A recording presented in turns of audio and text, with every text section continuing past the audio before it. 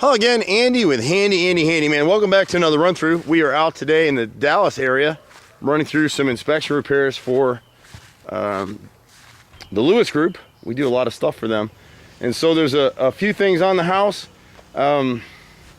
We've got this right front lower window right here. I think there's actually 6 windows on the house that need to be, the thermopane units have failed. So there's one right here, and you can kind of see that condensation around the edges lets you know that you got a problem. And then one of the things that came up in the inspection report is drainage issue in the backyard back here.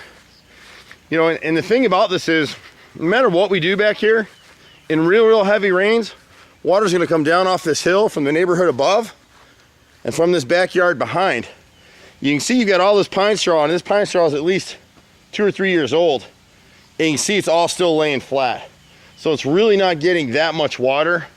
What ends up happening is the water comes down this hill this way, and from this neighbor behind here, and a bunch of it caught this corner. It would help to have some plantings in this area, but generally, that's why they put these railroad ties in here like this. This wasn't meant to be a retaining wall. This was meant to just break the water, and instead of have it come through as a steady stream, break it and let it pour over, and then dribble across the side.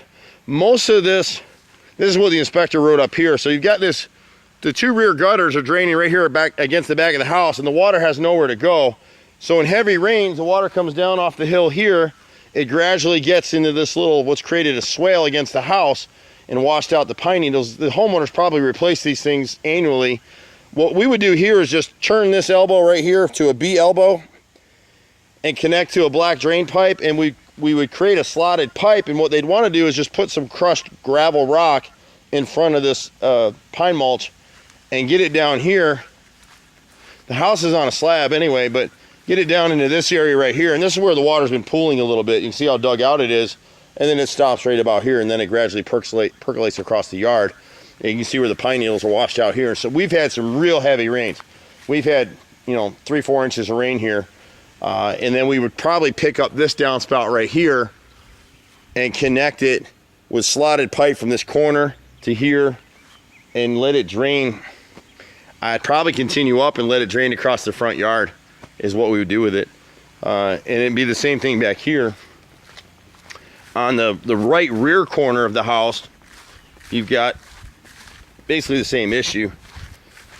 Someone had talked about putting a pop-up drain in the center of this yard or over here. It doesn't even make any sense, to be honest, because when you do these systems, it's just more maintenance, and people forget about them. That creates more problems. So right here, this right rear downspout here, we'd go ahead and just turn the B elbow and run it to the side yard, and it'll just drain down the side line. So he didn't have a huge water issue here at all.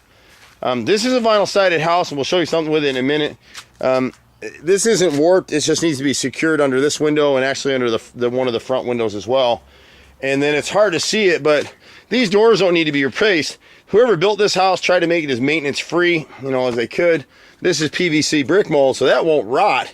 But I can't get the camera in here, but this right side frame on the right door is rotted, so we can repair that.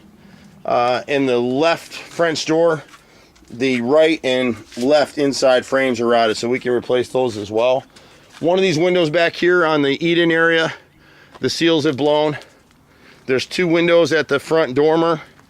There's one at the master closet, and there's one over the, I guess it's the rear bedroom. And then there's a spot, there's a couple places on the house where in the morning the sun is hitting directly off these windows, and it's at the right angle to actually create so much heat that it's warping the siding a little bit. So when you look in this area right here, there's nothing we can do about this. We can't find this siding. I don't even think it's manufactured anymore. This is a Dutch lap.